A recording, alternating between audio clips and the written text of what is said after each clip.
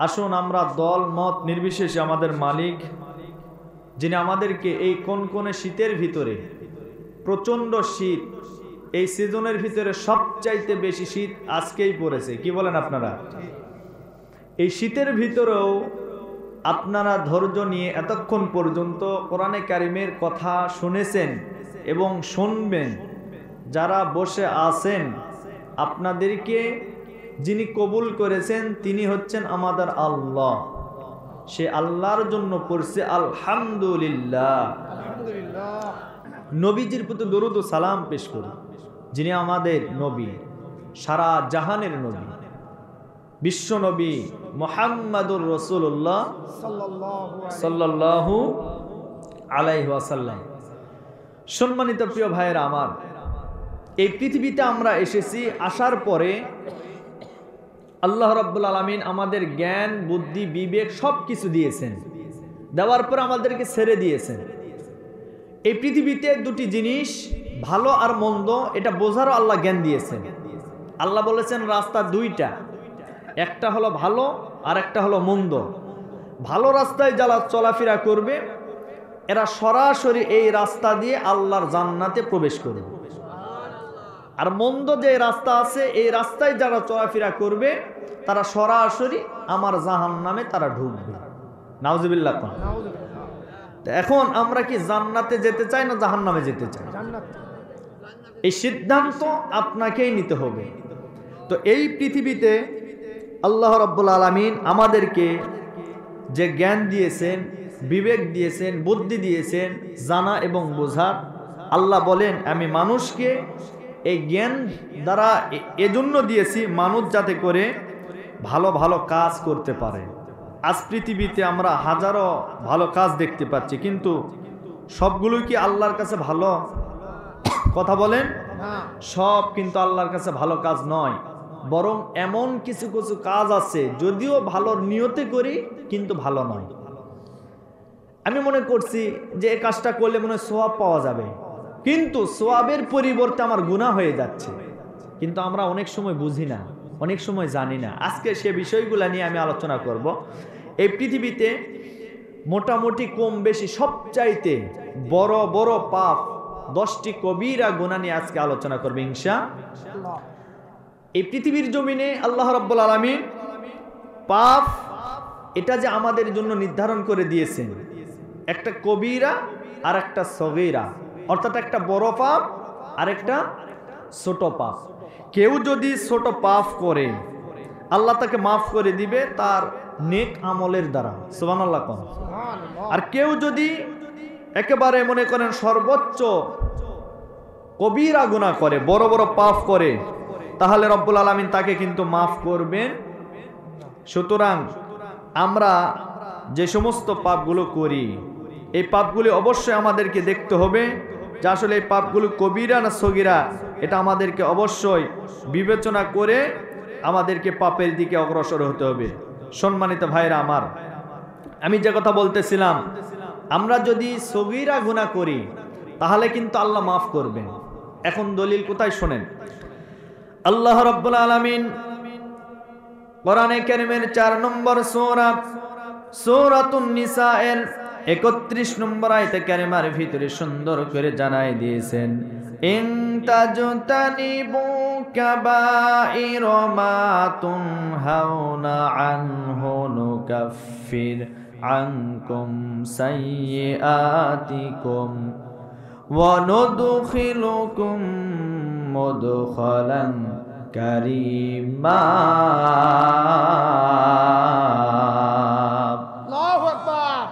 আল্লাহ রাব্বুল আলামিন বলেন, বান্দারে, কোন বান্দা যদি সগীরা কোনো পাপ করে থাকে, এই সগীরা পাপ করার পরে যদি বান্দা ভালো ভালো আমল করে থাকে, এই ভালো ভালো আমলের দ্বারা বান্দার সমস্ত সগীরা অর্থাৎ ছোট ছোট পাপগুলি রব্বুল আলামিন মাফ করে দিবে।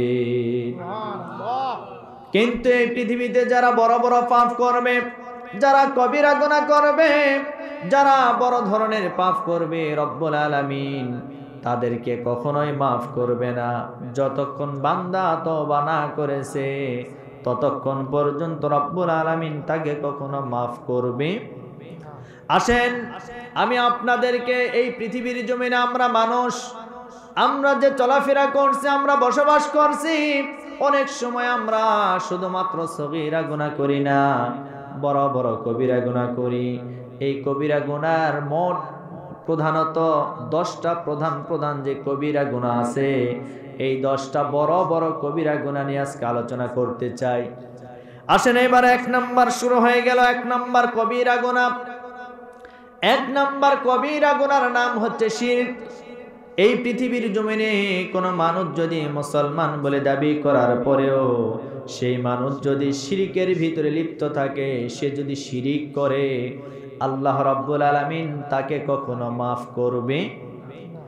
আমার ভাইয়েরা, কোরআনে কারীমের ভিতরে রব্বুল আলামিন সুন্দর করে জানাই দিয়েছেন, ইন্নাল্লাহা লা ইয়াগফিরু আন ইউশরাকা বিহি ওয়া ইয়াগফিরু মা দুনা যালিকা লিমান ইয়াশা। আল্লাহ বলেন, ইন্নাল্লাহা, নিশ্চয়, লা ইয়াগফিরু, আল্লাহ তাকে মাফ করবে না, আন ইউশরাকা বিহি, যে ব্যক্তি কি করে? শিরিক করে। শিরিক হচ্ছে মহা একটি জুলুম। ইন্না শিরকা লা যুলমুন আযীম। রব্বুল আলামিন বলেন, নিশ্চয় যারা শিরিক করে তারা মহা জুলুম করলো। কার সাথে? আল্লাহর সাথে। জোরে বলেন। এই পৃথিবীতে হাজারো কাজ আছে, হাজারো শিরিক আছে, যে শিরিকগুলি আমরা করে যাচ্ছি, প্রতিদিন নিত্যদিনের সঙ্গী হয়ে গেছে, কিন্তু আমরা বুঝতেছি না যে এই কাজটা শিরিক। আমরা অনেক সময় একটি কথা বলে থাকি যে আল্লাহর চোখ নাই, শুধু আমাকেই দেখে মানুষ। হ্যাঁ, এই যে বলছেন যে মানুষ অনেকে বিপদে পড়লে বলে না, আল্লাহর চোখ নাই, খেলে আমাকেই দেখে। এই কথাটা বলাও একটা শিরিক। এই কথাটা বলা কি? শিরক। আবার অনেকে আছে যে সোমবার দিনে বিবাহ করা যাবে না, অমুক দিনে এটা করা যাবে না, ওইটা করা যাবে না, এই ধরনের কুসংস্কার আমাদের সমাজে আছে না নাই? এইটাও শিরক। আবার অনেক মহিলা মা বোনদের ভিতরে একটি অভ্যাস আছে, যারা বলে প্লেটের ভিতরে কোনো আত্মীয় বা কেউ গেলে একবার ভাত উঠায় দেয়, আবার বলে আরেকবার দিতে হবে, না দিলে বিপদ হয়। এটা বলাও শিরক। এটা বলা কি? শিরক। এরপরে ওই যে আগেকার যুগে আমরা দেখেছি অনেকে বলতো যে ব্যাঙের বিবাহ দিলে নাকি বৃষ্টি হয়। কি ঠিক না? ব্যাঙের বিবাহ দিলে বৃষ্টি হয়। নাউযুবিল্লাহি মিন যালিক। কোরআন এবং হাদিসের ভিতরে কোনো জায়গায় কেউ এই ধরনের দলিল কেউ দেখাতে পারবে না যে ব্যাঙের বিবাহ দিলে বৃষ্টি হবে। নাউযুবিল্লাহ বলেন। আচ্ছা, এই কাজগুলি কি সমাজে হয় কি হয় না? অবশ্যই হয়। আবার বলে মা বোনদের ভিতরে দেখা যায় যে বিভিন্ন কুসংস্কার তারা করে থাকে, বিভিন্ন কুসংস্কার যেগুলি শিরিকের অন্তর্ভুক্ত। আল্লাহ বলেন, এই শিরিক যারা করবে আল্লাহ তাদেরকে কখনো মাফ করবে না। সম্মানিত ভাইরা আমার, শিরিক যারা করবে তাদের ভয়াবহ 3টা পাপ রয়েছে, ভয়াবহ 3টা শাস্তি রয়েছে। 1 নাম্বার শাস্তি হলো এই সমস্ত মানুষগুলিকে রব্বুল আলামিন কোনোদিন ক্ষমা করবে না। 2 নম্বরে শাস্তি হলো শিরিক যারা করবে তাদের সমস্ত আমলগুলি রব্বুল আলামিন বরবাদ করে দিবেন, অর্থাৎ ধ্বংস করে দিবেন, শেষ করে দিবেন।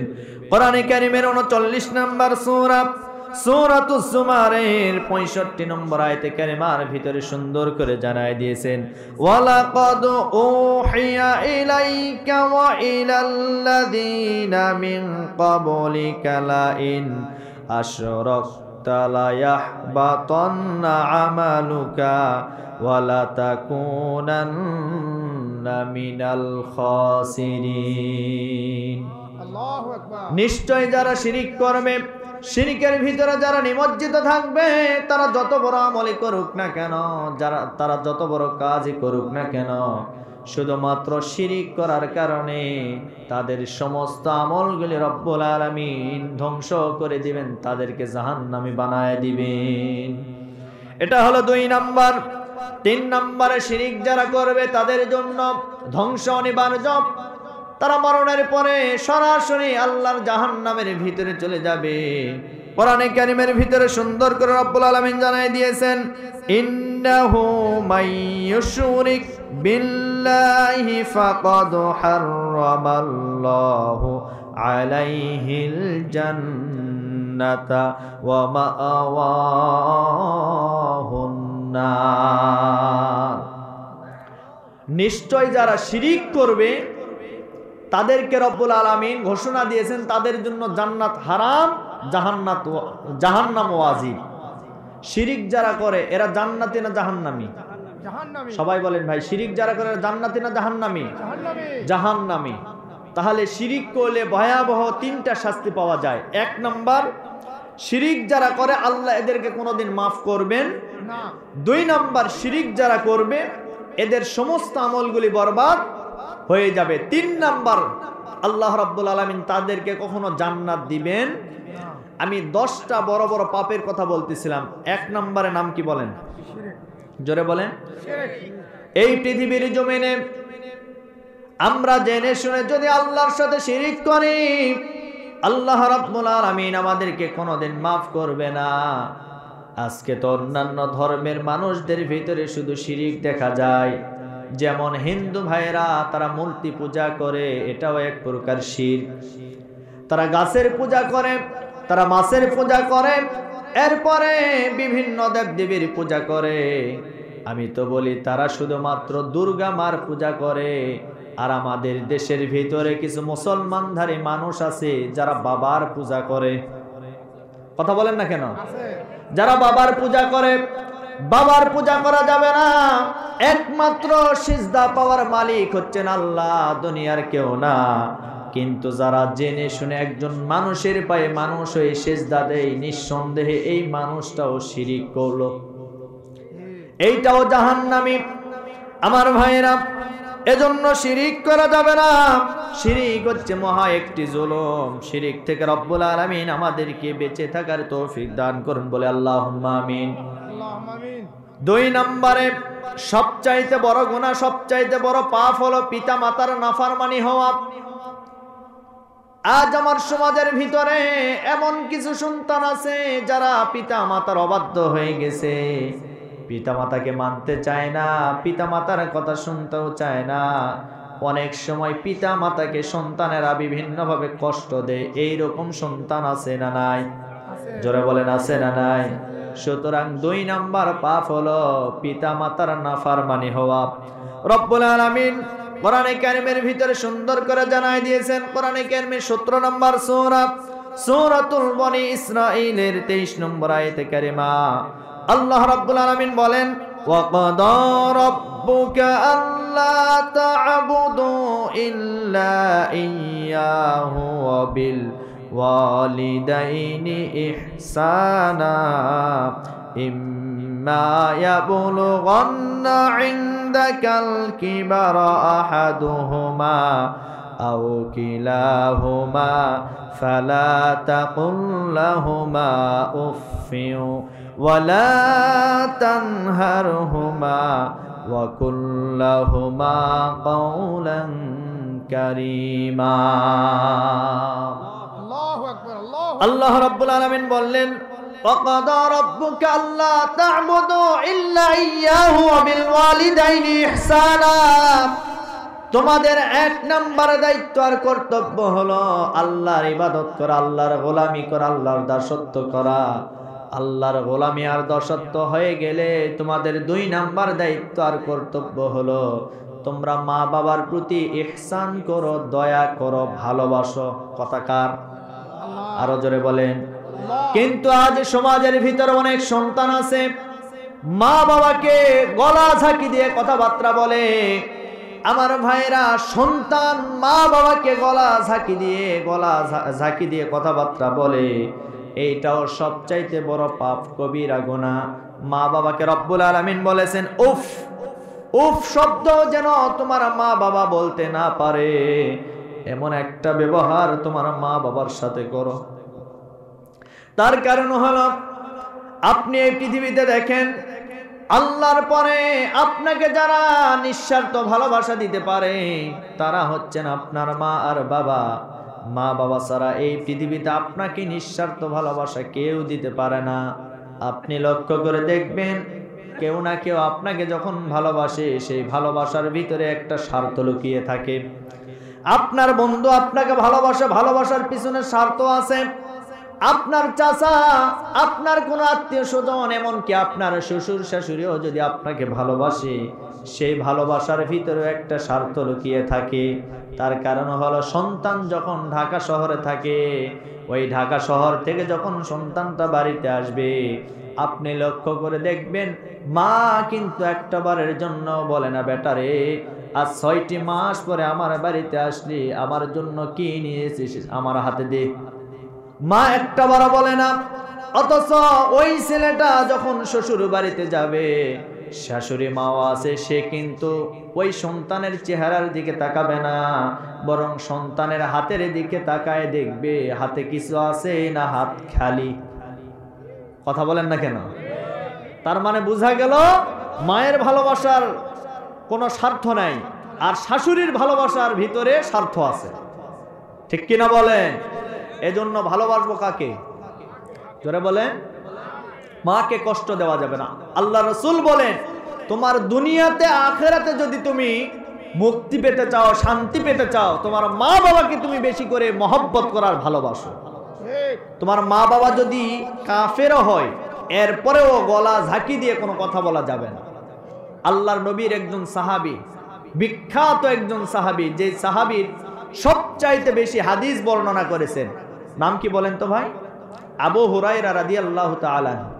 এই আবু হুরায়রা সাহাবী, তার মা ছিল একজন মুশরিকা মহিলা।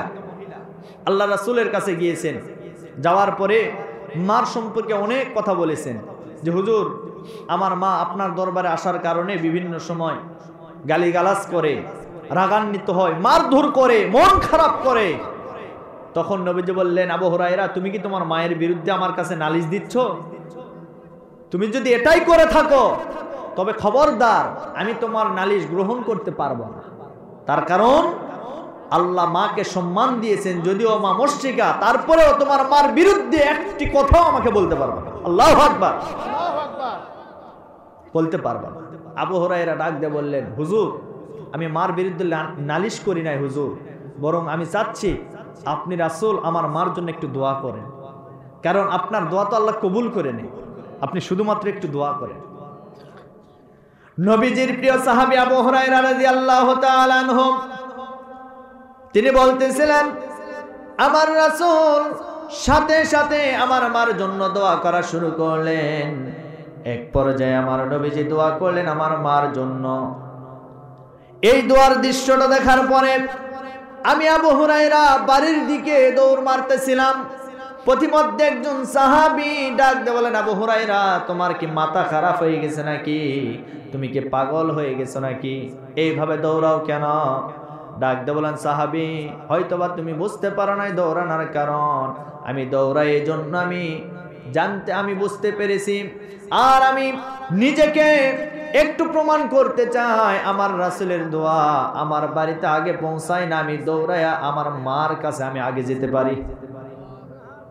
আবু হুরায়রা রাদিয়াল্লাহু তাআলা আনহু এবার এক দৌড় মেরে বাড়িতে চলে গেলেন। যাওয়ার পরে মাকে মা বলে ডাক দিলেন।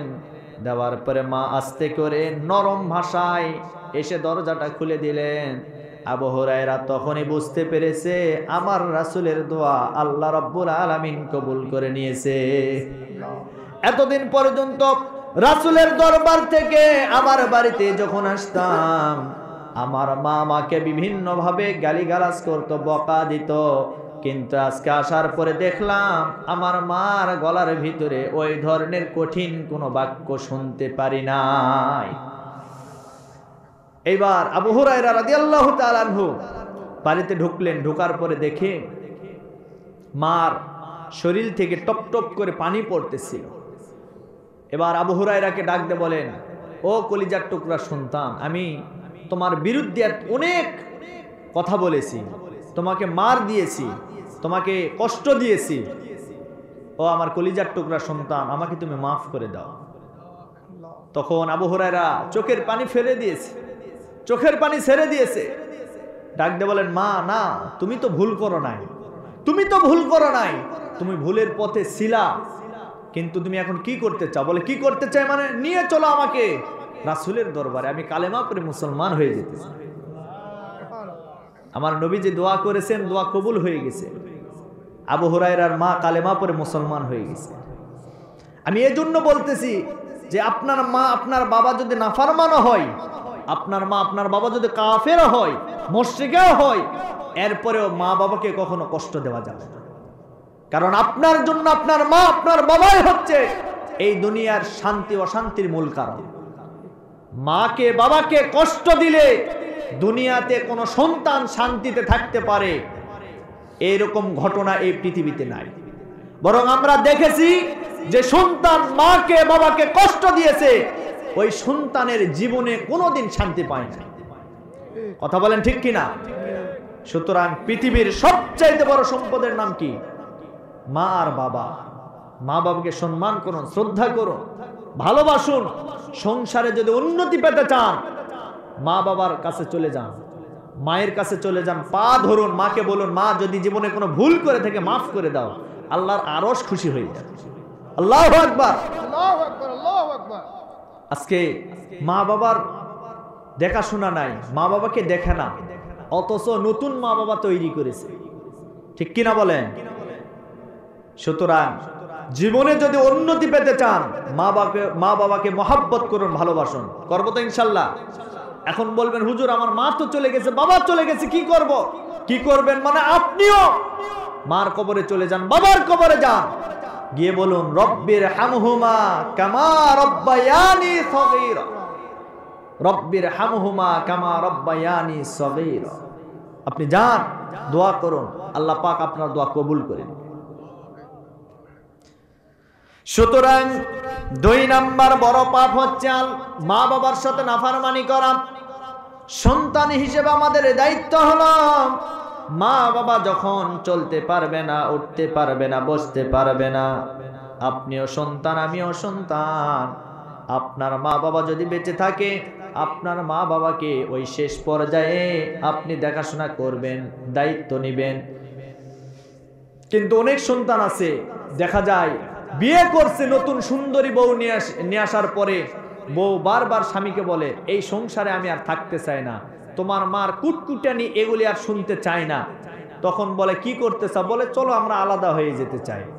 ওই মরদ যদি মনে করেন একেবারে 2 নাম্বার হয়, তাহলে ওই বইয়ের আসলের নিচে ঢুকে এরপরে সংসার আলাদা হয়ে যাবে। ঠিক কিনা বলেন? আর যদি আসল মরদ হয়, তাহলে বলবে, তোর মতো বইয়ের দরকার নাই।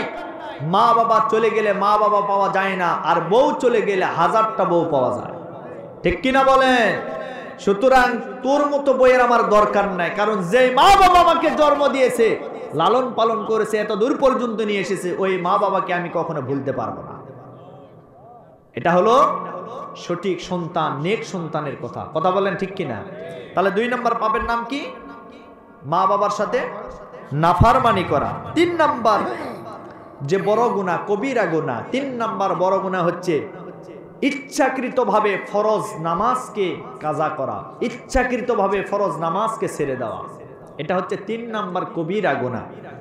আজ আমার সমাজের ভিতরে নামাজি বেশি না বেনামাজি বেশি?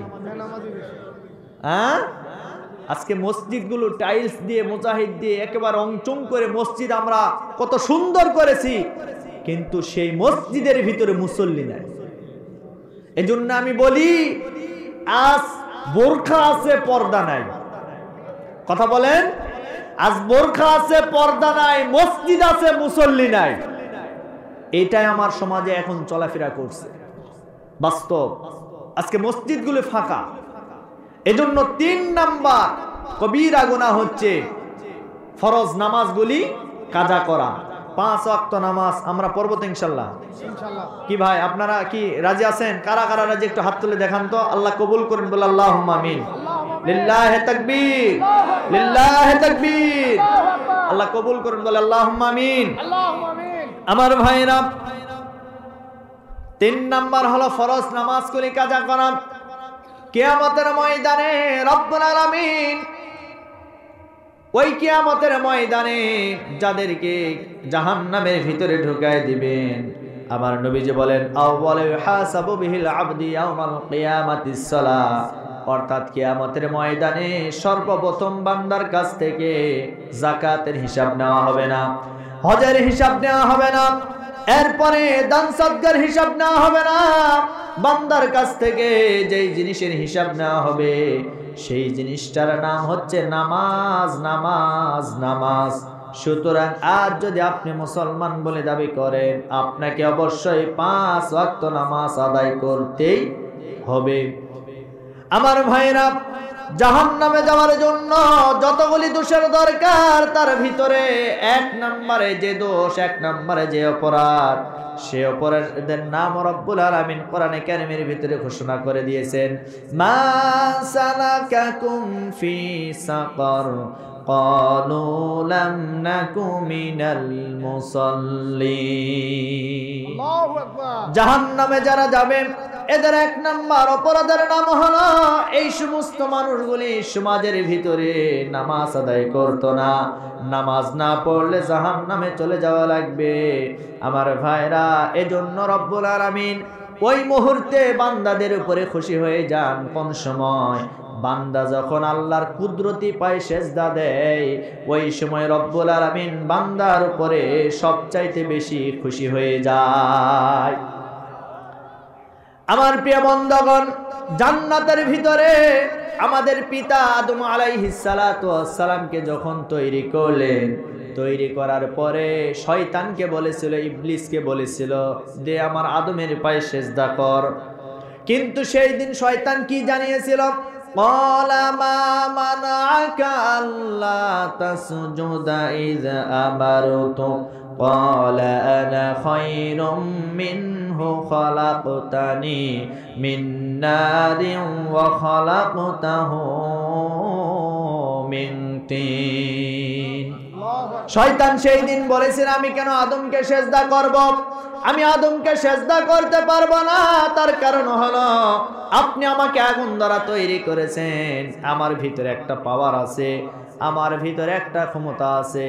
আর আদমকে আপনি মাটি দ্বারা তৈরি করেছেন, মাটির কোনো পাওয়ার নাই, মাটির কোনো ক্ষমতা নাই। অতএব আমি আদমকে সেজদা করতে পারবো না। আল্লাহর একটি হুকুম অমান্য করার কারণে রব্বুল আলামিন জান্নাত থেকে তাকে বিতাড়িত করে দুনিয়াতে পাঠিয়ে দিয়েছেন, তার নামও দিয়েছেন শয়তান। আল্লাহর কুদরতি পায়ে হাজার হাজার সেজদাকে অমান্য করছেন, তার মানে আপনি বড় শয়তান। এজন্য আপনি যদি মুসলমান বলে দাবি করেন, অবশ্যই নামাজ পড়ার দরকার আছে না নাই? আবার সমাজে এমন কিছু মানুষ আছে যারা বলে, হুজুর নামাজ না পড়লে কেউ ঈমান ঠিক আছে। কি বলে কিনা? কেমন মুসলমান তুমি, কেমন মুসলমান? নামাজের সাথে নাই পরিচয়, মানো না কোরআন। নামাজের সাথে নাই পরিচয়, মানো না কোরআন। তুমি কেমন মুসলমান? তুমি রমজান এলে রাখো না রোজা, দিনকে করো আঘাত। পয়সা করির নাই তো অভাব, দাও না তো যাকাত। কথা বলেন ঠিক কিনা? তুমি রমজান এলে রাখো না রোজা, দিনকে করো আঘাত। পয়সা করির নাই তো অভাব, দাও না তো যাকাত। তুমি ইমানদারির বড়াই করো, নেই তোমার ঈমান। তুমি ইমানদারির বড়াই করো, নেই তোমার ঈমান। কেমন মুসলমান, কেমন মুসলমান তুমি, কেমন মুসলমান? নামাজের সাথে নাই পরিচয়, মানো না কোরআন। নামাজের সাথে নাই পরিচয়, মানো না কোরআন। তুমি কেমন মুসলমান? তুমি সুদের টাকায় বসত করো, ঘুষ ছাড়ো না। দিন দক্ষিণা খেয়ে মরে, খবর রাখো না। কথা বলেন না কেন ভাই? আপনাদের এলাকায় সুদখোর মনে হয় নাই? কি বাপরে বাপ, সামনের কাতারের মুসল্লি, নামাজ ঠিকঠাক মতন পড়ে, সকাল সন্ধ্যায় জিকিরও করে, তসবিহ একটা হাতের ভিতরে নিবে, জিকির করবে কি জানেন? সুবহানাল্লাহ 40,000, আলহামদুলিল্লাহ 45,000, সুদের সাথে টাকাও লাগায় 50,000। জোরে বলেন সুবহানাল্লাহ। দেখছেন সুবহানাল্লাহ পড়ছে? সুবহানাল্লাহ না নাউজুবিল্লাহ? এরকম সুদখোর আছে না নাই? তুমি সুদের টাকায় বসত করো, ঘুষ ছাড়ো না। দিন দক্ষিণা খেয়ে মরে খবর রাখো না, তুমি বিচারিও বিচার করো সাজিয়া প্রধান।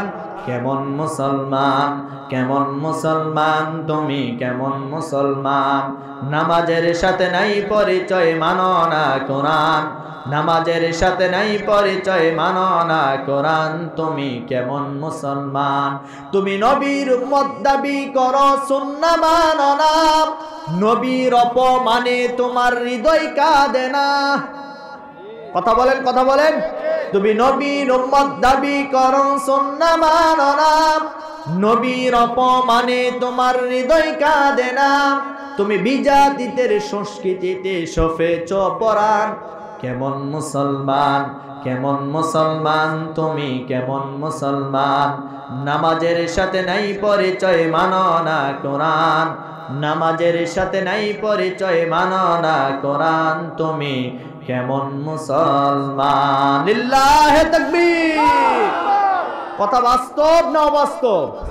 জোরে বলেন। আচ্ছা, আর 15 মিনিট ওয়াজ চলবে কি? ঠিক আছে না? কি বেশি চলবে? চলবে। একটু তাকবীর দেন তো। লিল্লাহে তাকবীর, লিল্লাহে তাকবীর। আল কোরআনের আলো, আল হাদিসের আলো, লিল্লাহে তাকবীর। তাহলে বড় বড় গুনার কথা বলতেছিলাম, বলেছি কয়টা? 3 নম্বরে কি বলেন? বলেন 3 নম্বর কি? ফরজ নামাজগুলি কাজা করা সবচাইতে বড় গুনাহ, যে গুনাহগুলি তওবা না করা পর্যন্ত আল্লাহ মাফ করবে না। ঠিক কিনা বলেন? তো এই জন্য আমরা ফরজ নামাজ কখনো কাজা করব না। ঠিক আছে না? কারণ কিয়ামতের ময়দানে যারা বেনামাজি হবে তাদেরকে বলা হবে আজকে আল্লাহর পায়ে সেজদা দাও। দুনিয়াতে যারা নামাজ পড়তো না, সেজদা দিত না, ওই সময় তাদেরকে যদি বলা হয়, তারা কি কখনো পারবে? কখনোই পারবে না। বরং তারা তাদের কোমরটা এমনভাবে রব্বুল আলামিন সোজা করে দিবে, হালতে চাইলেও হালতে পারবে না। এজন্য দুনিয়াতে আল্লাহর পায়ে সেজদা দিতে হবে। আপনি ভাবছেন আমি তো আল্লাহর পায়ে দিচ্ছি না, আমি তো মসজিদে দিচ্ছি। আরে ভাই, ওই মসজিদটা কার ঘর? আল্লাহর ঘর। আল্লাহ ওখানে আছে না নাই? আল্লাহ সব জায়গায় আছেন, আছেন না নাই? সকল জায়গায় আছেন। আল্লাহর ঘরে সেজদা দিবেন, আল্লাহর কুদরতি পায়ে সেজদা হয়ে যাবে। আল্লাহু আকবার। আল্লাহ ওই সময়ে সবচাইতে খুশি হয়ে যান। আল্লাহ বলেন আমার রহমতের বান্দা যারা হবে তারা আমার কুদরতি পায়ে সেজদা দিয়ে আমার রহমতের বান্দা হতে পারবে। এখন সেজদা নাই, কিচ্ছু নাই, নামাজ নাই, গাজার কলকি নিয়ে আপনি বসে আছেন, আপনার মতো আল্লাহর বান্দা কখনো প্রিয় হতে পারবেন না।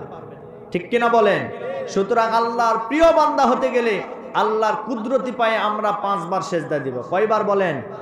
5 বার। আচ্ছা, আমি আপনাদেরকে একটা হিসাব দেই, খুব সহজ হিসাব, আপনি একটু মিলায় নেবেন। এই ভাই কই গেল? চঞ্চন করে কেন? কই গেল? দেখেন, আমি আপনাদেরকে একটা হিসাব দেই। হিসাবটি হলো, আপনারা একটু লক্ষ্য করেন, প্রতিদিন 5 ওয়াক্ত ফরজ নামাজে আমাদের সময় ব্যয় হয় 2 থেকে 2.5 ঘন্টা। কত ঘন্টা? আচ্ছা, 2.5 ঘন্টায় ধরেন, মনে করি ধরলাম আমি, এই 2.5 ঘন্টার সময় আপনি দিন রাত মিলে কত ঘন্টা? 24 ঘন্টা। এই 24 ঘন্টার ভিতরে আপনি 2.5টা ঘন্টা আল্লাহকে যদি দান করতে পারেন, আল্লাহকে যদি দিতে পারেন, বাকি 24টা ঘন্টা আপনি এমনি বসে থাকলেও আপনার আমল নামায় ইবাদতের সওয়াব চলে যাবে। তাহলে এখন এই 2.5 ঘন্টা আপনি করবেন না বাকি যে ঘন্টাগুলি আছে এগুলি বসে থাকবেন? সিদ্ধান্ত আপনার। যদি আল্লাহর কুদরতি পায়ে 2.5 ঘন্টা যদি সেজদা না দিয়ে যদি এমনি এমনি থাকেন, তাহলে আপনি শয়তানের গোলাম হয়ে গেলেন। আল্লাহর গোলামি তখন আর থাকলো, তখন আপনি শয়তানের গোলাম হয়ে গেলেন।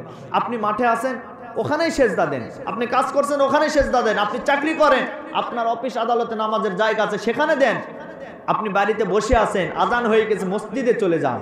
মসজিদ আপনাকে ডাকছেন, কারণ কিয়ামতের ময়দানে সব কিছু ধ্বংস হতে পারবে, কিন্তু আল্লাহর এই মসজিদ ঘরগুলি ধ্বংস হবে না। আল্লাহু আকবার।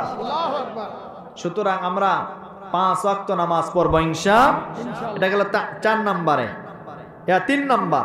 এবার 4 নম্বরে যে বড় পাপ, সেটা হলো অন্যায়ভাবে মানুষকে হত্যা করা।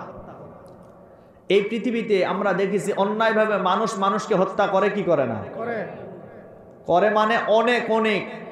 আজ বাংলাদেশেও অনেক মানুষকে আমরা দেখেছি অন্যায়ভাবে বিচারের নামে প্রহসন করে ভালো ভালো মানুষদেরকে ফাঁসির কাস্টে পর্যন্ত ঝুলিয়েছে। অন্যায়ভাবে মানুষদেরকে যারা হত্যা করেছে নিঃসন্দেহেরা সবচাইতে বড় পাপ করেছে।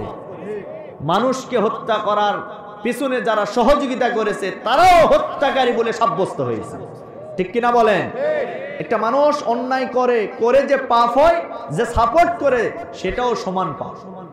সুতরাং একজন মানুষকে অন্যায়ভাবে হত্যা করা হলো, বিশেষ করে আমাদের কোরআনের পাখি আল্লামা সাঈদীকে এই জালিমের বাচ্চারা নিরপরাধ ভাবে অন্যায় ভাবে জোর করে তাকে যে জেলখানার ভিতর থেকে বিদায় করে দিয়েছে, যারা দিয়েছে তারাও বড় পাপ করেছে, যারা সাপোর্ট করেছে তারাও বড় পাপ করেছে। নারায়ে তাকবীর, নারায়ে তাকবীর, আল কোরআনের আলো ঘরে ঘরে জ্বালো। সুতরাং অন্যায়ভাবে কোনো মানুষকে যদি কেউ হত্যা করে, এই হত্যাকারীকে আল্লাহ কখনো মাফ করবে না। এটা কয় নাম্বার? 4 নাম্বার। জোরে বলেন কয় নাম্বার? 4 নাম্বার। এখন আসেন 5 নাম্বারে, এতিমের মাল সম্পদ আত্মসাৎ করা। আজ আমাদের সমাজে এতিমের মাল সম্পদ আত্মসাৎকারী ব্যক্তি আছে না নাই? অনেক অনেক অনেক অনেক। আমরা এতদিন পর্যন্ত দেখেছি, আমি যখন ছোট্টবেলায় মাদ্রাসায় পড়তাম, মাদ্রাসায় ওই সৌদি আরব থেকে বিভিন্ন সময় ওট এবং দুম্বার গোশত আসতো। এগুলি বাংলাদেশের প্রত্যেকটা মাদ্রাসায় মক্তবে এগুলি পাঠায় দেওয়া হতো মাদ্রাসার বাচ্চাদেরকে খাওয়ানোর জন্য। কিন্তু আমরা বিগত 15 বছরে দেখেছি একটা গোশত আর ওই মাদ্রাসায় যায় না। তাহলে এখন আমি আপনাদের কাছে প্রশ্ন করতে চাই, এগুলো গেল কোথায়? এগুলি সব চলে গেছে। আজকে অন্যায়ভাবে যারা এতিমের মাল সম্পদ আত্মসাৎ করে ফেলবে, এই সমস্ত মানুষগুলি যদিও ডবল হাজি হতে পারে, নামাজও পড়তে পারে, কিন্তু আল্লাহর জান্নাতে এরা কখনো প্রবেশ করতে পারবে না। তার কারণ হলো এতিমদেরকে ভালোবেসেছেন আমার নবীজি, এতিমদেরকে ভালোবেসেছেন আল্লাহ রাব্বুল আলামিন।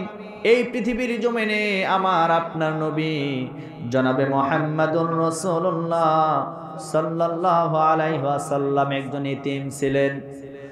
জন্মের আগে তার বাবা দুনিয়া থেকে বিদায় নিয়ে চলে গেছে। জন্ম নেওয়ার 6 বছর বয়সে তার মাও দুনিয়া থেকে বিদায় নিয়ে চলে গেছে। আমার প্রিয় বন্ধুগণ, এমন একটা দিনের ঘটনা আমার বারবার মনে পড়ে যায়। আমার নবীজি ছোট্ট অবস্থায়, তার বাবা তো দুনিয়াতে নাই, বেঁচে নাই। নবীজি আমার বন্ধুদেরকে নিয়ে ওই পাহাড়ের পাদদেশে খেলা করতে গেছে। ছোট্ট মানুষ, তিনি কিছুই বুঝেন না। এমন সময় পাহাড়ের পাদদেশে যখন খেলা করতে গেছে, খেলতে খেলতে সন্ধ্যা লেগে গেছে। এমন সময় নবীজি লক্ষ্য করে দেখলেন ছোট্ট মানুষ সকল সন্তানের বাবা এসে হাতটা ধরে ধরে বাড়িতে নিয়ে যায়, কিন্তু দয়ার নবী মায়ার নবী পাহাড়ের পাদদেশে বসে আছে আর বাবা আর অপেক্ষা করতেছে। হায় হায়, আজকে আমার বাবা নাই, যার কারণে আমার হাতটা ধরার মতো কেউ নাই। আজকে আমি কার সাথে বাড়িতে চলে যাব? ছোট্ট ছোট্ট বাচ্চারা সবাই বাড়িতে চলে যায়, আমার বাড়িতে যাওয়ার মতো কোনো সাথী নাই, কোনো সঙ্গী নাই। এইদিকে মা আমিনা সহ আমার ভাইরা আরো যারা ছিলেন, চাচারা সবাই মিলে খুঁজতে আরম্ভ করলেন, খোঁজাখুঁজি শুরু করলেন। করার পরে এক পর্যায়ে সবাই যখন চতুর্দিকে খুঁজতেছিল, কোথাও নবীজিকে পাওয়া যায় না। ওই যে পাহাড়ের পাদদেশে গেলেন, যাওয়ার পরে আস্তে করে নবীজিকে খুঁজে তারা বের করলেন। তার মা আমিনা চলে গেলেন সন্তানের কাছে। যাওয়ার পরে ডাক দিয়ে বলেন, বেটারে সন্ধ্যা লেগে গেছে, সূর্যটা ডুবে যাচ্ছে, তুমি বাড়িতে যাও না কেন? মায়ের বুকের ভিতরে নবীজি প্রবেশ করে কান্না জড়িত কণ্ঠে বললেন, মা, ও মা, আমার বাবা তো নাই। আজকে আমি লক্ষ্য করে দেখলাম সকলের বাবারা এসে সন্তানদের হাতটা ধরে বাড়িতে নিয়ে যায়, আমিও আশায় ছিলাম আমার কোনো না কোনো বাবা এসে আমার হাতটা ধরবে, আমাকে বাড়িতে পৌঁছায় দিবে। কিন্তু আজকে আমি একা একা নিঃস্ব হয়ে গেলাম। আমার বাবা নাই, বাবার আদর ভালোবাসা থেকে আমি বঞ্চিত হয়ে গেলাম।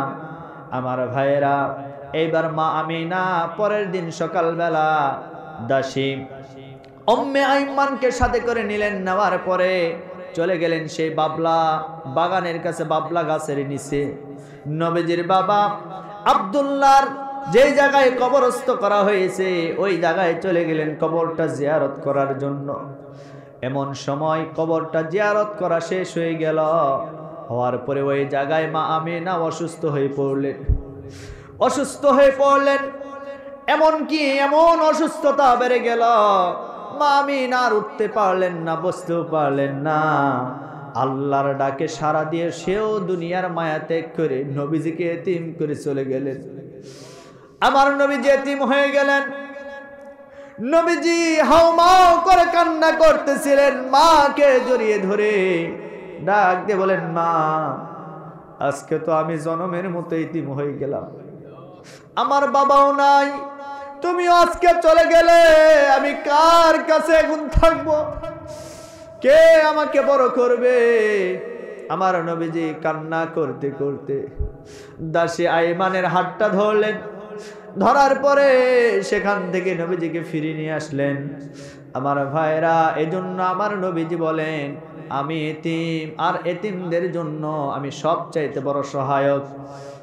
এতিমদের মাথায় হাত বুলায় দিলে সওয়াব পাওয়া যায়, এতিমদেরকে সাহায্য করলে সওয়াব পাওয়া যায়, এতিমদের পাশে থাকলে সওয়াব পাওয়া যায়। আর আল্লাহ বলেন, ওয়ালাম নাকুনু তুআইমুল মিসকিন, জাহান্নামে যাওয়ার যতগুলি অপরাধের দরকার তার ভিতরে 2 নম্বর অপরাধ হলো যারা এতিম আর মিসকিনদের সম্পদগুলি নষ্ট করে খাবে, ওই সমস্ত মানুষগুলি সরাসরি আল্লাহর জাহান্নামে চলে যাবে। আজ আমরা দেখেছি এই বাংলাদেশের জমিনে এমন এমন কিছু মানুষ আছে যারা টাকা আর ক্ষমতার অহংকারে এতিমদের মাথায় পর্যন্ত লাথি মারে। এরা সবচাইতে বড় নাফরমান। এজন্য 5 নম্বরে সবচাইতে বড় পাপ হচ্ছে, বড় গুনাহ হচ্ছে এতিমদের সম্পদগুলি নষ্ট করা। আর 6 নম্বরে সবচাইতে বড় পাপ হচ্ছে জিহাদের ময়দান থেকে পলায়ন করা, জিহাদের ময়দান থেকে ফিরে আসা। আমরা দেখেছি নবীজি হাদিসের ভিতরে সুন্দর করে বর্ণনা করে দিয়েছেন, জিহাদের ময়দান থেকে একজন ব্যক্তি পলায়ন করেছিল অন্যান্য সাহাবীদেরকে নিয়ে। তারাও পরবর্তীতে মুনাফিক হয়ে গেছে। যিনি পলায়ন করেছিল তার নাম ছিল আব্দুল্লাহ ইবনে উবাই। এই আব্দুল্লাহ ইবনে উবাই ওই জিহাদের ময়দান থেকে পলায়ন করার কারণে সবচাইতে বড় মুনাফিক হয়ে পৃথিবীর মানুষের কাছে আজকে চিহ্নিত হয়ে গেছে। সুতরাং আজকে যারা খোলস পাল্টিয়ে বিভিন্ন সময়ে যখন জিহাদের ময়দান তৈরি হয়ে যায়, এমন কিছু মুসলমান নামধারী মুনাফিক আছে, আগে করতো জালিমদের দল, এখন আবার ইসলামী আন্দোলন করার চেষ্টা করছে। এরাই হচ্ছে মুনাফিক, এরাই হচ্ছে গাদ্দার। যখন যেদিকে ঝড় সেই দিকে মাতল ধরার চেষ্টা করে, ঝড় যেদিকে ছাতা ধরার চেষ্টা করে। আজকে স্বৈরাচার পালিয়ে গেছে, স্বৈরাচারের দোসররা তাদের দল পাল্টে অন্যান্য দলে ঢোকার মতো চেষ্টা করছে। শুধু ঢুকলে হবে না, তাদেরকে অবশ্যই প্রকাশ্যে তওবা করা লাগবে। ঠিক কিনা বলেন? তওবা ছাড়া কখনো আসা যাবে না। তার কারণ এতদিন যা করেছেন এটার হিসাব আপনি দিতে পারবেন না। কথা বলেন না কেন? দিনের ভোগ রাতে যারা করেছে, অন্যায়ভাবে জোর করে মানুষদেরকে মিথ্যা মামলা হামলা দিয়া ঘর ছাড়া করেছে, বাড়ি ছাড়া করেছে, জেলখানায় বন্দি করেছে, এদের চাইতে বড় স্বৈরাচার, বড় জালিম আর কে হতে পারে? আমরা দেখেছি আয়না ঘর, কি কষ্টের জায়গা। নিরপরাধ মানুষদেরকে, যাদেরকে দেখলে ফেরেশতারা সালাম দেয়, যাদের মাথায় টুপি থাকে, মুখে দাঁড়িয়ে আছে, যাদের পরনে জুব্বা, এই সমস্ত মানুষদেরকে আয়না ঘরের ভিতর বন্দি করে রেখে দিনের পর দিন, রাতের পর রাত বিচারের নামে অন্যায়ভাবে প্রহসন করে যারা আটকায় রেখেছিল, আজ তারা কোথায়? আজ কোথায়? তাদেরকে আমরা দেখতে চাই। আসো, তোমরা তো আগে বলতে খেলা হবে, কি ঠিক না? হ্যাঁ কোথায় আওয়ামী লীগ, কোথায় কাদের কাকা, কোথায় গেল ওই জালিমদের গরম গরম কথা? কথা বলেন, কথা বলেন। কোথায় আওয়ামী লীগ, কোথায় কাদের কাকা, কোথায় গেল ওই জালিমদের গরম গরম কথা? খেলা হবে, খেলা হবে, খেলা হবে বলে কাকা গেল পালাইয়া, হাসিনা পালাইছে দেশটা সারিয়া। আল্লাহ তোমার দরবারেতে হাজার শুকরিয়া, আল্লাহ তোমার দরবারেতে হাজার শুকরিয়া, হাসিনা পালাইছে টোপলাটা প্লিনিয়া। ঠিক কিনা বলেন? সুতরাং স্বৈরাচার মুক্ত বাংলাদেশ হয়েছে। আমরা চাই এটা আমাদের জন্য সুবর্ণ একটি সুযোগ। আমরা চাই আমাদের আগামী বাংলাদেশ ইসলামের বাংলাদেশ হোক, এটাকে আমরা চাই। এই বাংলাদেশে ইসলাম কায়েম হয়ে গেলে কোনো দুর্নীতি থাকবে না, কোনো ঘুষ থাকবে না, কোনো চাঁদাবাজি থাকবে না। এরপরে কোনো মানুষকে অন্যায়ভাবে আর বিচারের সম্মুখীন হওয়া লাগবে না। এমন একটি বাংলাদেশ গড়তে গিয়ে যদি আমাদের জীবন চলে যায়, আমাদের সম্পদ চলে যায়, আমরা কারা কারা রাজি দুটি হাত তুলে আল্লাহকে দেখায়।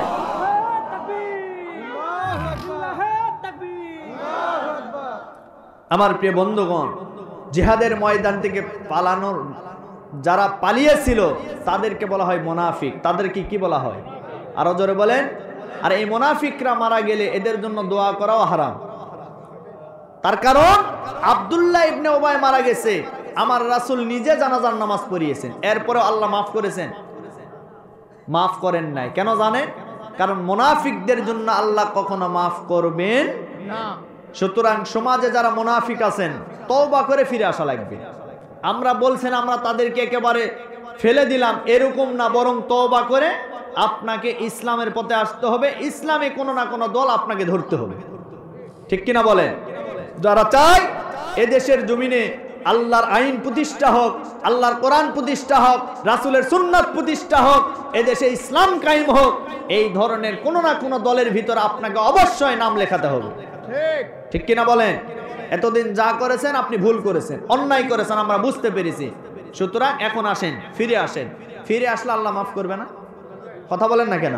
আপনি হাজারো পাপ করেন, আল্লাহ আপনাকে মাফ করবে, অবশ্যই মাফ করবেন। তার কারণ তার নাম হচ্ছে রহমান, তার নাম রহিম। সুবহানাল্লাহ। কোন একজন সাহাবী আল্লাহ রাসূলের দরবারে কান্না করছেন। সাহাবীটি দাহিয়াতুল কালবি রাদিয়াল্লাহু তাআলা আনহু জাহেলি যুগে ছিলেন। জাহেলি যুগে থাকার কারণে আপন কন্যাকে পাথর নিক্ষেপ করে দুনিয়া থেকে বিদায় করে দিয়েছেন। রাসূলের দরবারে কান্না করতেছিল। আমার রাসূল বলেন, সাহাবী তুমি কান্না করো কেন? তখন সাহাবী ডাক দিয়ে বলেন, ইয়া রাসূলুল্লাহ, আমি এমন একটি পাপ করেছি, আমার মনের ভিতরে ভয় হয়, না জানে আল্লাহ কি আমাকে মাফ করবে। তখন নবীজি বললেন, কি পাপ করেছো? বলে, আমি এই পাপ করেছি যে পাপের কথা বলতে গেলে আমার বুকটা ফেটে যায়, আমার চোখ দিয়ে পানি বের হয়। সেই পাপটি হলো আমি আমার কলিজার টুকরা কন্যাকে, মেয়েকে আমি পাথর চাপা দিয়ে দুনিয়া থেকে বিদায় করে দিয়েছি। তখন আমার রাসূলও এই ঘটনা শোনার পরে কান্না করেছেন। আমার রাসূল সর্বশেষে বললেন, ও সাহাবী, কান্না করো না। তার কারণ হলো তুমি হাজারো পাপ করো, কিন্তু তুমি তো এখন আল্লাহর প্রতি ফিরে এসেছো, আল্লাহ তোমার জীবনের সমস্ত পাপ মাফ করে দিয়েছে। সুতরাং আপনি যত বড় পাপী হন, আল্লাহ অবশ্যই আপনাকে মাফ করবেন। পারেন কিনা? আরো জ্বলবেন, পারেন কিনা? এরপরে 7 নম্বরে যে পাপ, বড় পাপ, আপনার সম্পদ আছে কিন্তু আপনি সম্পদ অনুযায়ী আপনি যাকাত দেন না। সমাজের ভিতরে এরকম লোক আছে না নাই? যাকাত এটা আপনাকে আপনার মন মতো দিলে হবে না, যাকাত ইসলামী মন মতো দিতে হবে। ইসলামের হিসাব অনুযায়ী যা হবে সেই অনুযায়ী আপনাকে যাকাত দিতে হবে। কিন্তু আজ আমার সমাজের ভিতরে অনেক সম্পদশালী ব্যক্তি আছে। মুরব্বী মুরব্বী মুরব্বী ঠ্যাং লাগে গেছে, মার হাবা মার হাবা, যান হেঁটে আসেন, আসবেন তো নাকি? না, তাই না? যাক, আল্লাহ কবুল করুন। আচ্ছা, আপনাদের কি মনে কষ্ট হচ্ছে? না না, কষ্ট হচ্ছে না। আর 5 মিনিট নাকি? একেবারে কাঁটায় কাঁটায় আর 10 মিনিট সময় আছে, আমি এর ভিতরে শেষ করব। বাড়ে দেব। লিল্লাহে তাকবীর, লিল্লাহে তাকবীর। আল্লাহ আজকের মাহফিল কবুল হয়ে গেছে। আমিন আমিন জোরে কোন। আমিন। নূর আমিন ভাই আপনাদের এলাকার সন্তান না? হ্যাঁ আপনাদের এলাকার সন্তান। গত কয়েকদিন আগে একসাথে প্রোগ্রাম করেছি আমরা। আপনার এই যে জামালগঞ্জ চার মাথা ওখানে ছিলাম, নূর আমিন ভাই ছিল, আমি ছিলাম, এরপরে আবুল বাশার হালিল ভাই ছিল, আমরা সবাই একসঙ্গে প্রোগ্রাম করেছি। তো ভাই আমাকে শুধুমাত্র মানে দাওয়াত দিয়েছে, বলছেন ভাই আমার বাড়িতে যাবেন একটু, আমার বাড়িতে আপনার দাওয়াত, সেই দাওয়াত হিসেবে আপনাদের কাছে এসেছি। আল্লাহ কবুল করুন। আমিন তার কারণ আমার এই সিজনের সবচাইতে এত ছোট মঞ্চে কথা বলে এটাই আপনাদের গ্রামে। তার কারণ এর চাইতে বড় বড় মঞ্চে ভাই জানে আমি এর চাইতে বড় বড় মঞ্চে বড় বড় প্যান্ডেলে কথা বলি আলহামদুলিল্লাহ সারা বাংলাদেশ। আজকে থেকে শুরু করছি প্রায় জানুয়ারির 18 তারিখ পর্যন্ত প্রতিদিন প্রোগ্রাম, আপনাদের জন্য এক রাত আর আমাদের জন্য প্রতি রাত। আপনারা দোয়া করবেন আল্লাহ যেন কণ্ঠ এই শরীরটাকে যেন সুস্থ রাখেন, বলে আল্লাহুম্মা আমিন। সম্মানিত ভাইরা আমার, তাহলে 7 নাম্বার বলতেছিলাম সবচাইতে বড় পাপ হলো যাকাত না দেওয়া। আপনার টাকা আছে, পয়সা আছে, বাৎসরিক হিসাব করে শতকরা 2.5%, কত পার্সেন্ট? শতকরা 2.5%। এটা আল্লাহর দেওয়া বিধান, এটা কোনো মোল্লার দেওয়া বিধান নয়, এটা আল্লাহর দেওয়া বিধান। আপনাকে অবশ্যই হিসাব করে করে আপনাকে যাকাত দিতে হবে। এখন যাকাত বিভিন্ন খাত রয়েছে, যেমন ফসলের যাকাত আছে, এরপরে ব্যবসায়ী যাকাত আছে, স্বর্ণের যাকাত আছে, এরপরে টাকা পয়সার যাকাত আছে। এখন কোন যাকাত কিভাবে দিবেন এগুলির একটা নির্দিষ্ট হিসাব আছে। যেমন আপনার ফসলের যাকাতকে বলা হয় ওসর। ফসলের যাকাতকে কি বলা হয়? ওসর বলা হয়। ওসর শব্দের অর্থ হচ্ছে 1/10, মানে 10 ভাগের 1 ভাগ আপনাকে অবশ্যই দিতে হবে। যদি আল্লাহর দেওয়া বৃষ্টিতে আপনি যদি ফসল উৎপন্ন করেন সেখানে 10 মনের 1 মন কাকে দিতে হবে? আল্লাহকে দিতে হবে। আর যদি আপনার হলো আপনার নিজের যদি নিজের টাকা পয়সা দিয়ে যদি সেচ দেন তাহলে 20 মনে 1 মন কাকে দিতে হবে? আল্লাহকে দিতে হবে। এটা আল্লাহর বিধান। এরপরে আপনার গরুর যাকাত আছে, আপনি সেটা আবার হতে হবে খামারে, অর্থাৎ খামার আপনি ব্যবসা করেন, ব্যবসায় পণ্য হিসেবে আপনাকে যাকাত দিতে হবে। তো যাকাত নিয়ে আলোচনা করতে গেলে প্রায় 1-1.5 ঘন্টা সময় লাগবে, সেদিকে যাচ্ছি না, আপনাদেরকে সামান্য বললাম। তো আপনাকে এই হিসাব অনুযায়ী অবশ্যই যাকাত দিতে হবে। আজ আপনি গ্রামের ভিতরে লক্ষ্য করে দেখেন হাজারো সম্পদশালী ব্যক্তি আছে, এই গ্রামে প্রতি বছর যদি হিসাব করে যাকাত দেওয়া হতো একটা ফকরনিও এই গ্রামে আর খুঁজে পাওয়া যেত না। একটা গরিব মানুষ, অসহায় মানুষ, বিধবা মানুষ এই গ্রামে খুঁজে পাওয়া যেত। বিধবা কিন্তু অসহায়, অন্যের কাছে হাত পাতায়, এরকম আছে না নাই? কিন্তু আমরা হিসাব মতন দেই না।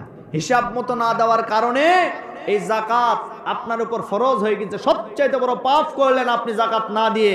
আপনি যত বড় আমলদার হন না কেন, একটা আমলও আল্লাহর কাছে গ্রহণযোগ্য হবে না। এটা হলো 7 নাম্বার। 8 নাম্বারে জাদু করা। কি করা? জাদু করা। এটাও কিন্তু কবিরা গুনাহ, সবচাইতে বড় পাপ। আজ আমার সমাজের ভিতরে দেখবেন কিছু কবিরাজ বের হয়েছে, যারা বলে যে কোনো মেয়েকে যদি তোমার পছন্দ হয়, যুবক ভাইদেরকে বলে আমার কাছে এসো, বশীকরণ করে দিব। আছে না নাই? বশীকরণ এগুলি হারাম, এগুলি শিরিক, এগুলি সবচাইতে বড় পাপ। জাদু করা এগুলিও হারাম। তার কারণ আমার রাসূলকেও সে সময় জাদু করেছিল, করেন নাই? এক মহিলা মানুষ জাদু করেছিল, আমার রাসূলের চুল মোবারক ছিঁড়ে সেগুলিতে গিট দিয়ে কূপের ভিতরে ফেলে দিয়েছিল। এরপরে ওহির মাধ্যমে আল্লাহ রাব্বুল আলামিন আমার রাসূলকে জানিয়েছেন, সূরা নাস আর ফালাক আমার রাসূলের উপরে ওহী নাজিল হয়ে গেল। আমার নবীজি তখন এই 2টা সূরা পরে ফু দিয়ে ওই গিটগুলি যখন খুলেছিলেন, আমার নবীজিও সুস্থ হয়ে গিয়েছিলেন। সেজন্য আমার রাসূলকেও জাদু করা হয়েছিল। সুতরাং জাদু করা এটা হালাল না হারাম? জন্য জাদু যারা করবে এরাও হারাম কাজ করবে, জাদু যারা করতে যাবে তারাও হারাম কাজ করবে, উভয়ে সমান অপরাধী। এজন্য জাদু করা যাবে। আপনাদের এলাকায় এরকম পাপ নাই নাকি? আছে? আছে। জাদু করবে না। মহিলা মামুনদের ভিতরে এগুলো বেশি। ওরা একটু সমস্যায় পড়লে কয় বোন চল একটু বুঝ নিয়ে আসি। হ্যাঁ, গণকের বাড়িতে দৌড়, চল একটু বুঝ নিয়ে আসি। কি যে একটা মানে ভণ্ডামি শুরু করছে। এজন্য মা বোনেরা এই ধরনের পাপ আপনি করবেন না। এটি হলো 8 নাম্বার। 9 নাম্বার হলো আত্মীয়তার সম্পর্ক ছিন্ন করা। নবীজি বলেন আত্মীয়তার সম্পর্ক যারা ছিন্ন করবে এরা কখনো আল্লাহর জান্নাতে যেতে পারবে না। আজ আমার সমাজের ভিতরে দেখবেন নিজের ফুফু, নিজের খালা, এরপরে নিজের চাচার খোঁজ খবর নাই। ওই যে তৈরি করছে কুড়িগ্রাম লালমনির হাটে কি যে একটা খালা তৈরি করছে, তাকে বছরে 7 বার করে দাওয়াত দিয়ে খাওয়ায়, অথচ নিজের আত্মীয়র খোঁজ খবর নেয় না। আছে না নাই? এই যে আপনি আত্মীয়তার সম্পর্ক ছিন্ন করলেন, আপনার নিজের আত্মীয়তার সম্পর্ক, আপনি জান্নাতে যেতে পারবেন? এটা হলো 9 নাম্বার। 10 নাম্বার হলো মহিলা মা বোনদের সম্পর্কে এই ওয়াজটি সর্বশেষ আমার ওয়াজ। 10 নাম্বার, সতী নারী যারা, এদের বিরুদ্ধে অন্যায়ভাবে মিথ্যা অপবাদ আরোপ করা। একজন মহিলা ভালো, নেক আমল করে, পর্দায় চলে, কিন্তু আপনার সেটা সহ্য হয় না। আপনি কি করলেন? হিংসা করে তার উপর মিথ্যা একটা অপবাদ দিলেন। দেখছি অমুকের বউ এতই ভালোতে আবার কলার গাছের চিপাত যায়, হাসে কেন? কি কথা বলেন না কেন? অমুকের বউ এতই ভালো, ওই জায়গায় কেন? আরে ভাই, ওনার তো কোনো কাজ থাকতে পারে। আপনি অন্যায়ভাবে আপনি ধারণা করবেন, এটাও এক প্রকার হারাম। অন্যায়ভাবে কারো প্রতি কোনো ধারণা করা যাবে। সুতরাং সতী নারী যারা আছে এদের প্রতি আপনি মিথ্যা আরোপ করলেন, আপনি সবচাইতে বড় পাপ করলেন। আপনি নামাজ পড়েন, আপনি হজ করেন, রোজা রাখেন, যা করেন না কেন, একটাও আল্লাহর দরবারে কবুল হবে। সুতরাং আমরা এই যে 10টি পাপ, এই 10টি পাপের কথা, সবচেয়ে বড় বড় পাপ আজকে বললাম। আমার প্রিয় বন্ধুগণ, এখান থেকে আমরা যদি সর্বনিম্ন হলেও যদি একটা যদি আমল করতে পারি, আজকের মাহফিল 100 আল্লাহর কাছে কবুল হয়ে যাবে। আমিন। এই 10টির ভিতরে আমাদের মানে পারিবারিক, সামাজিক, ব্যক্তিগত জীবনে এগুলি সমস্যা আছে না নাই ভাই? আছে। আজকের মাহফিলটা দেওয়া হয়েছে নিজেকে সংশোধন করানোর জন্য। অতএব আজকে আমরা এই ওয়াজটি শুনে নিজেকে সংশোধন করব। আল্লাহ যেন আমাদেরকে কবুল করেন। আমিন।